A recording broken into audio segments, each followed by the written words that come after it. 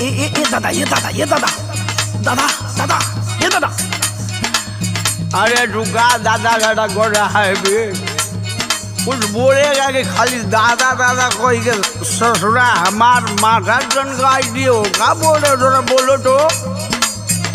सुना ये दादा एगो बात सुना ना। अरे सुनाओ का बकता है सुना। बनाओ तनी खैनी सुन बुढ़ऊ दादा हो, बनाओ तनी खैनी।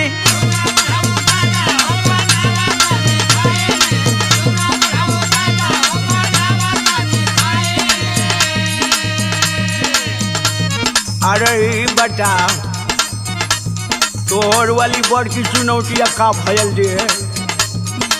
ए दादा बताई। मेहर ना चुनौती देले धैले बाबे चैनी, बनावा तनी खैनी।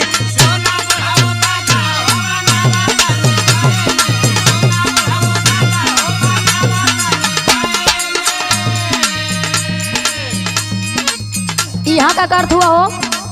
कुछ नहीं दादा ले खाली हाल चाल करे नहीं। दादा ढेर दिन पर भेटाए जाना, कुछ नहीं कर। तू हाल चाल करत हुआ? हाँ भूलवावत हुआ हमके?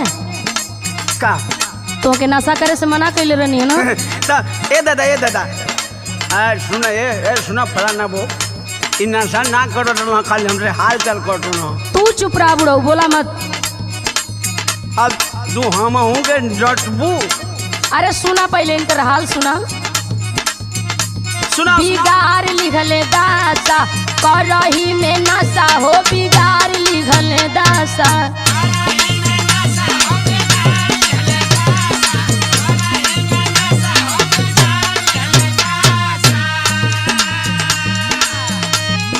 हीरो जैसन लागत रहला, हो गईला बतासा, बिगाड़ लिहला दासा।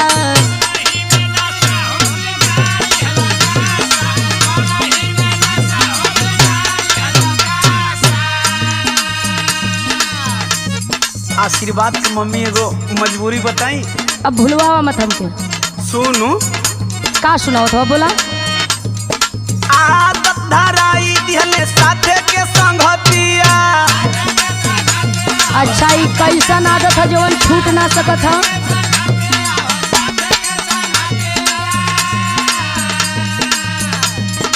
का कहीं रानी अब छूटे ना आदतिया।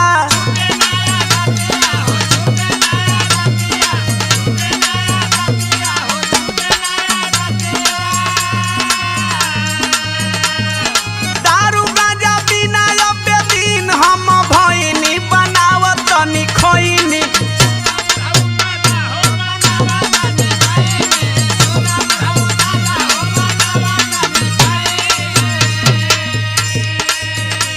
सुनो, हाँ बोलो। यही नाशा के चलते घर में कतना बवाल हो गई। का बवाल भइल बरे? सुनो, का सुनाओ तो। नशवे के चलते लागल घरवा में बखरा। अरे ना हऊ बड़का कमाला ऐसा ना हम क्या लगा देलक। अरे तुम्हार गलत भरम बा।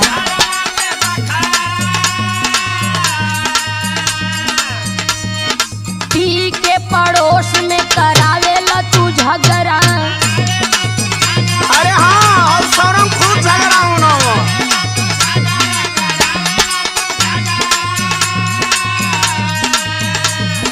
दारू गाजा पी के रोटी करेला तमाशा, बिगाड़ लिखला दासा।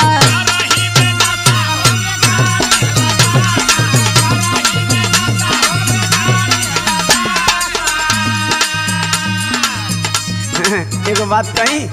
बोला। देख तू सही कहत अली, लेकिन आज भरे को हमार बात मान ले। कौन बात तहर मानी हो? सुनो सुनावा। आज भर खाए दरानी खाके कहीं क्रिया।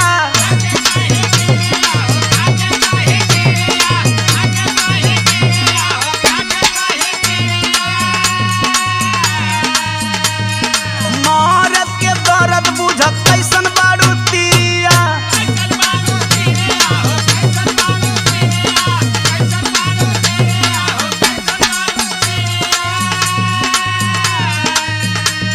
तो के खूब हम बढ़िया से जाना तनी का तू का हुआ या का करेला। अरे सुन भरोसा कर। अरे कतनी बार भरोसा कइले बानी। दे सुन अब ऐसे ना मन भी तो हम तोके बताओ तनी। बतावा। हाथावा दीवनवा तोहरा माथावा पे धइनी बनावा तनी खइनी।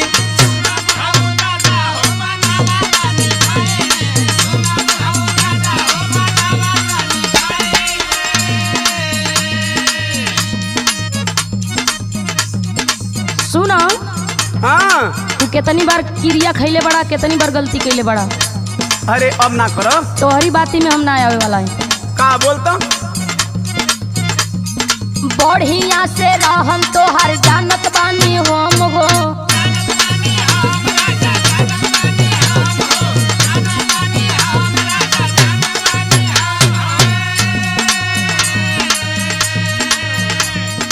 रोजो रोजो खाल तू क्रिया कसम हो।